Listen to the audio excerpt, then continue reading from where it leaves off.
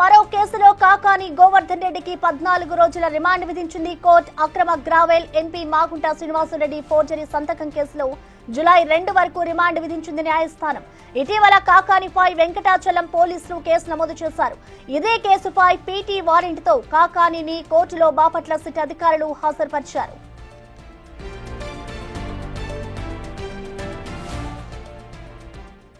దీనికి సంబంధించిన పూర్తి డీటెయిల్స్ ని మా ప్రతినిధి సురేంద్ర అందిస్తారు. సురేంద్ర, చెప్పండి, ఇటు కాకానికి మరో కేసులో అయితే ఇటు కోర్టు మరో 14 రోజులు కూడా రిమాండ్ విధించింది. అసలు ఈ కేసుకు సంబంధించిన అప్డేట్స్ ఏంటి, డీటెయిల్స్ ఎలా ఉన్నాయి?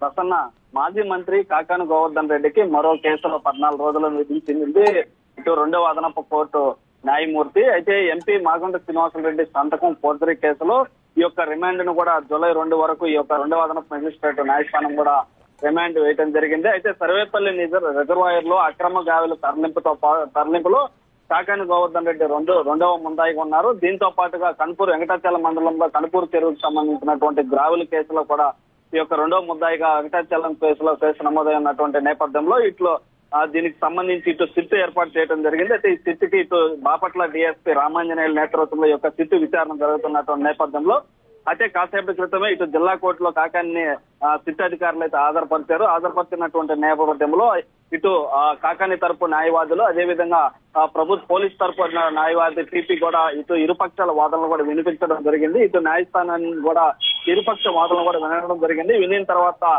ఇటు వీరైతే రిమాండ్ కి ఇచ్చేదానికి లేదని చెప్పి కాకాని గోవర్ధన్ రెడ్డి తరపు న్యాయవాదులు వాదించడం జరిగింది. అయితే ఇప్పటికే 2 కేసుల్లో రిమాండ్ లో ఉన్నటువంటి కాకాని గోవర్ధన్ రెడ్డికి ఇందులో రిమాండ్ ఇవ్వాలని పోలీసుల తరపు న్యాయవాది వాదించడంతో ఇటు రెండవ అదనపు కోర్టు న్యాయస్థానం కూడా ఇటు కాకానికి మరో 14 రోజులు రిమాండ్ ఉంచడం జరిగింది. అయితే దీంతో జూలై 2 వరకు కాకాని గోవర్ధన్ రెడ్డి నెల్లూరు సెంట్రల్ జైల్లో రిమాండ్ లో ఉండనున్నారు. అయితే ఇప్పటికే ఈ యొక్క 2 కేసుల్లో నెల్లూరు జిల్లా జైల్లో రిమాండ్ లో ఉన్నారు కాకాని గోవర్ధన్ రెడ్డి.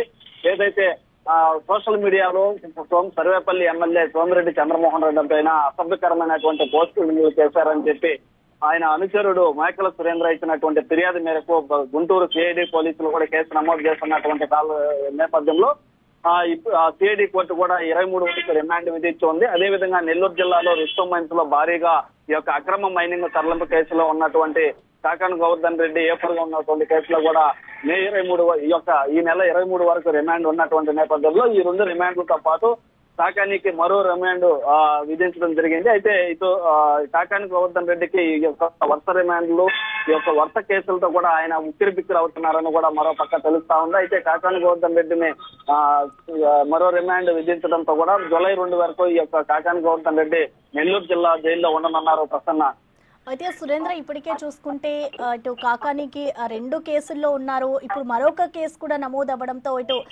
కోర్టు అయితే రిమాండ్ విధించింది. కాబట్టి ఇప్పుడు ఫోర్జరీ సంతకానికి సంబంధించి అసలు కోర్టులో ఎటువంటి వాదనలు జరిగాయి?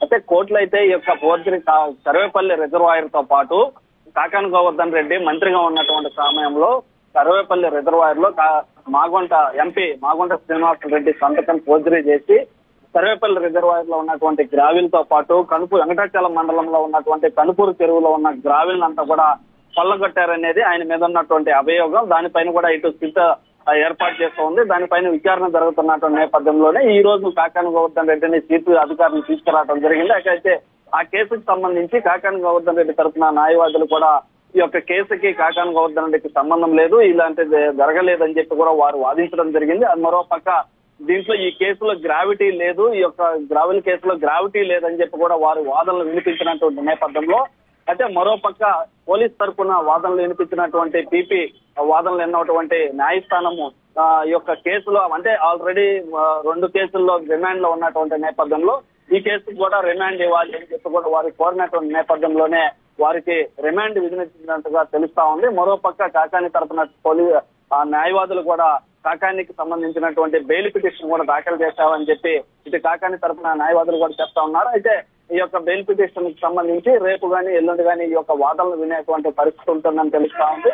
అయితే మరో పక్క ఈ యొక్క అక్రమ మైనింగ్ కేసులో 20వ తేదీకి ఇటు కాకాని బెయిల్ పిటిషన్ కూడా వాయిదా వేస్తున్నటువంటి నేపథ్యంలో దానికి సంబంధించినటువంటి బెయిల్ పిటిషన్ తో పాటు దీనికి ఈ యొక్క గ్రావిల్ ఫోర్జరీ సంతకం ఫోర్జరీకి సంబంధించినటువంటి దాంట్లో బెయిల్ పిటిషన్ వాదనలు కూడా మరో రేపు ఎల్లుండిలో ఉండేటువంటి వాదనలు వినేటువంటి పరిస్థితి ఉంది. అయితే విధంగా బెయిల్ కూడా ఇప్పుడు మైనింగ్ కేసులో బెయిల్ సంబంధించి కావచ్చు, ఇటు గ్రావెల్ కి సంబంధించినటువంటి బెయిల్ కి సంబంధించినటువంటి వాదనలు కూడా మరో 2 రోజుల్లో ఈ యొక్క దీనికి సంబంధించినటువంటి వాదనలు కూడా వినిపించనున్నారు. అయితే ఇటు మొత్తం మీద ఇటు కాకాని గోవర్ధన్ రెడ్డికి సంబంధించి ఒక ఉచ్చు అయితే బిగుసుకుంటుందనే చెప్పవచ్చు. ఎందుకనంటే ఇప్పటికే 2 కేసుల్లో రిమాండ్ లో ఉన్నటువంటి కాకాని గోవర్ధన్ రెడ్డికి మరో రిమాండ్ విధించడంతో ఆయన ఉక్కిరి బిక్కిరి అవుతున్నారని చెప్పి కూడా తెలుస్తా ఉంది. మరో పక్క ఆయన అనుచరుల్లో కూడా అసహనం అసంతృప్తికి అయితే గురవుతున్నటువంటి పరిస్థితి ఉంది. ఎందుకనంటే ఈ యొక్క కాకాని గోవర్ధన్ రెడ్డి మీద ఇప్పుడు మనం ఇప్పటికే చూస్తా ఉన్నాం. ఇటు ముత్తుకూరు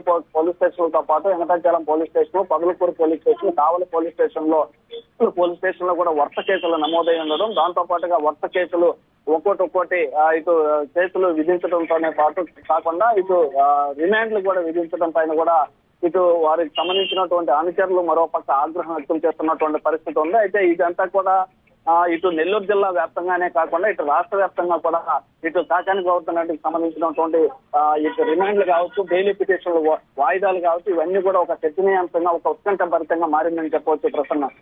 రైట్.